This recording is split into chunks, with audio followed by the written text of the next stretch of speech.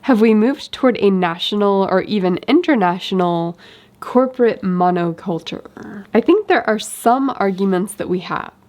So I would like to explore what are those and why is this a problem? So full disclosure from the beginning, I am a pluralist, meaning I wish there were spaces where different cultures could thrive. In many environments, including the educational environment where I teach, including the corporate world, including just social spaces in the community. But this video is really about the corporate monoculture. So here's where I'm going to go with this. First, I'd like to just ask the question, what is a corporate monoculture? What does that even mean? Then I'm actually going to make an argument for corporate monocultures, even though I think it's a problem. I think we need to, if we want to understand why is this happening, we need to understand what are the benefits, and particularly the economic benefits. And then finally, I want to talk about why is this a problem and why am I a pluralist? And finally, what would be like a utopian vision of a pluralist corporate society? So what do I mean by the term corporate monoculture?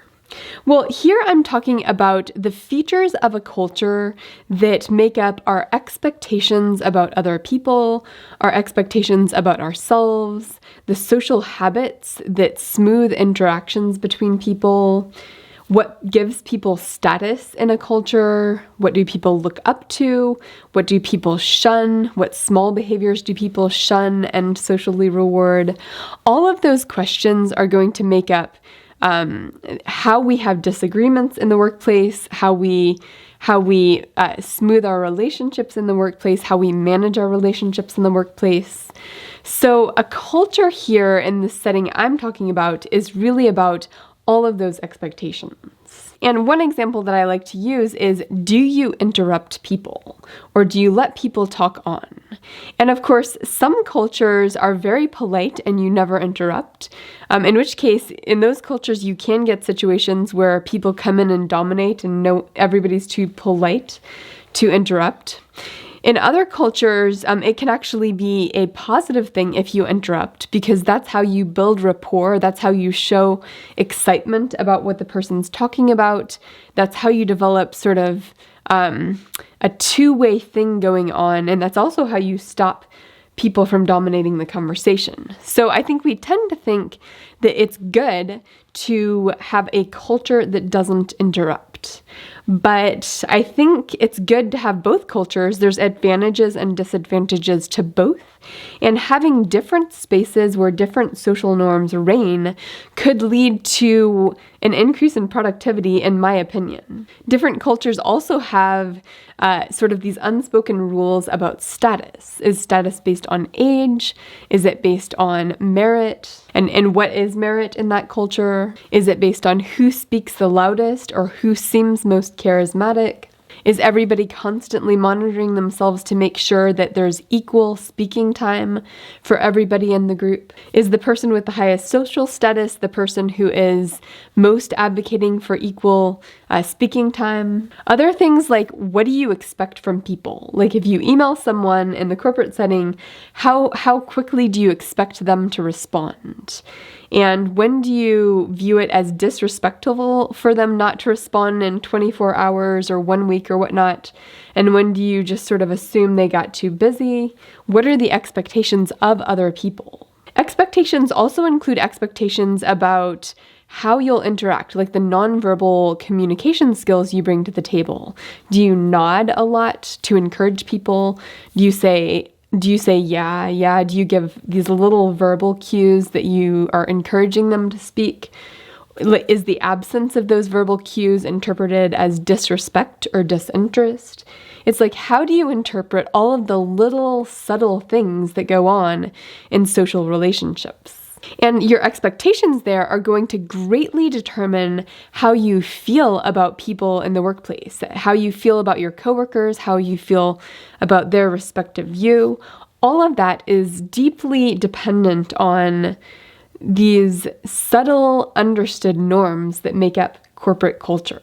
So I honestly want to know, do you think there is a corporate culture in the United States? Or do you think there is an international corporate culture?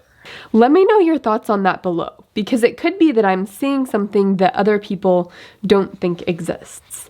But I'm definitely worried that it might exist and that it might be stifling really valuable cultural traits that could be fostered if there were different pockets where different social norms could become a thing. Okay, now I would like to actually make an argument in favor of corporate culture, even though I'm completely opposed to it, because I think there are arguments in its favor. So if you were dictator of the world and you were trying to figure out, how can I make the world the most economically efficient possible? You might want to have a very universal culture for a few reasons. And one of those reasons is simply that it might be better if people could go from job to job to job to different corporations without having to learn a different set of social norms. That might actually smooth the transition between workplaces. And of course, smooth transitions mean that people can better find jobs that match them, that match their talents, their skills, their personality. So if you make it easy for people to transfer between companies, then you're just going to have better matching of people to jobs in the workplace, and that's going to increase economic productivity. Now, if you were dictator of the world and you could determine exactly what are the social norms for this corporate monoculture, you could try to do a really good job by selecting the specific social norms that are most inclusive, that help the greatest number of people express themselves, the greatest number of people participate in the economic activity within a particular firm. So probably if you are designing the corporate monoculture, you don't want people interrupting each other. You want to make sure everybody gets heard. You might want social status to depend on, are you one of those people who ensures that everybody at the table gets heard? Because those people are so valuable, both for economic output, but also for just making everybody feel welcome. I mean, we love those people. Those are good leaders. So if you can have leadership skills and skills in a social setting that make everybody feel encouraged, valued, included, you could probably design a really good corporate culture. And you could just say, you know what? We've come up with this set of rules. We've come up with a set of norms. Everybody needs to participate in one of these corporate cultures until you adopt these norms. And then we have a utopian environment. We have a very productive environment because the most people can participate for the lowest cost of learning a new set of social norms. This would also be really beneficial in terms of educational environments because you could just make sure that every educational setting taught the same social norms. And there's a book called Excellent Sheep that kind of makes this case that a lot of what happens in higher ed is preparing you for the corporate setting and making you into just really good employees for the corporate setting. So the book doesn't talk about corporate monoculture, but in some ways I think the ideas from this video sort of germinated in my head when I was reading that book about a year ago. And of course, I'm an educator, and one of the things I want my students to learn is, how do you manage conflict with someone? What are the skills needed to do that? And one problem there is that managing conflict may be different in different cultural settings. And you probably don't have time in a college degree 4-year time span to teach conflict management in every cultural setting. So if we're still arguing for the corporate monoculture, if we can just narrow it down to one corporate culture, then I only have to teach conflict management and conflict resolution with that one set of norms. That makes it much easier for me as a college professor to teach conflict management and to teach good professional relationships. So that's my steelman argument in favor of corporate monoculture. But of course, it's not my own belief. I'm a pluralist at heart. So why? What's the problem with the corporate monoculture? Well, I mean, number one problem here is that it favors people who know that corporate monoculture, who grew up in households that exercise that corporate monoculture. And for people who grew up in different cultural settings with different social norms, different habits, those people are going to have to adapt their style to the corporate monoculture. And that barrier is going to be inherently exclusionary to people who grew up not knowing all of these social norms. A related problem here is that the corporate monoculture keeps powerful people in power. So obviously, if you're in power, you have an incentive to make sure you are the one to decide who rises in the power system, that you are the one to decide what are the social norms to get to the very top. You want people, of course, who like you, who are similar to you, and you might develop some social norms that are actually kind of hard to adopt in order to make sure that people like you are the ones to rise. And that's inherently going to keep people at the top in power.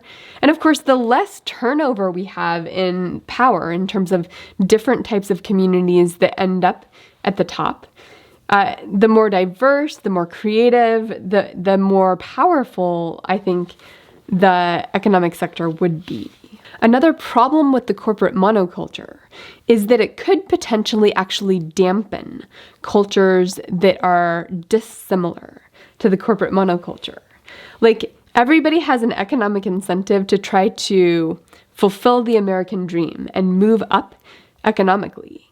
And if the pathway to do that is to adopt the corporate monoculture, then you're going to need to leave behind some of your cultural values, cultural traits, cultural habits, and expectations from your home family. And so that's essentially going to disincentivize the preservation of different types of cultures that have values, especially values at odds with the corporate monoculture. Okay, so what is a pluralist vision of the economy? Like, if this is a problem, how do we get rid of it? And I think there's a few things to consider here. The big thing, I think, would be to be intentional about fostering different spaces. This is different spaces within businesses, across businesses, more small businesses, where those spaces have different social norms, where this space says, you know what?